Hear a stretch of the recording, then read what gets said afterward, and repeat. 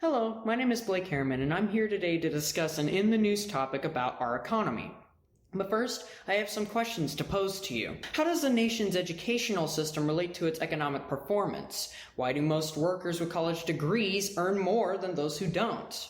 In order to answer these questions, we have to consider everything we already know about our economy, because understanding how education and training interact with the economy can help explain why some workers, businesses, and economies flourish while others don't.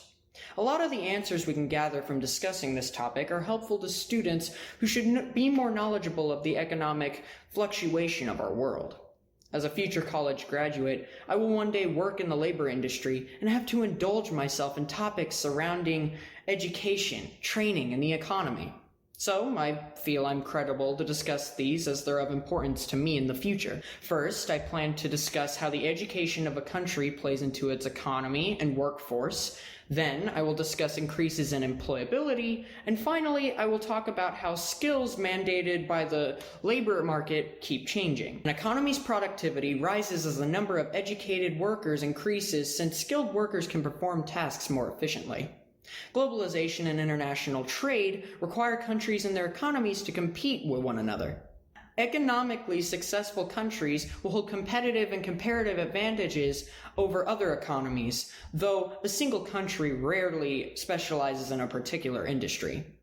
A typical developed country will include various industries with different competitive advantages and disadvantages in the global marketplace. Therefore, industries with higher education and training requirements tend to pay workers higher wages.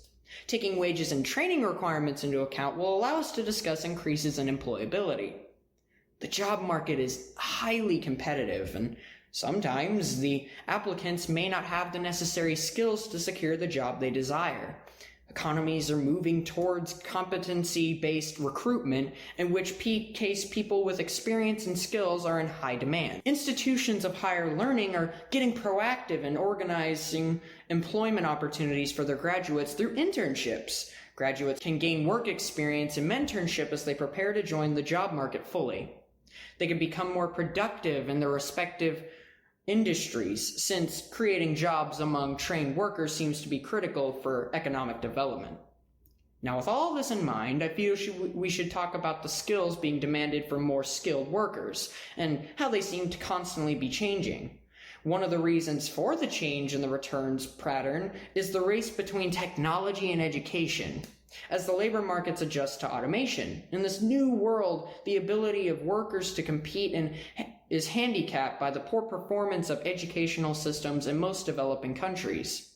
Technological change and global competition demand the mastery of competencies and the acquisition of new skills for most people.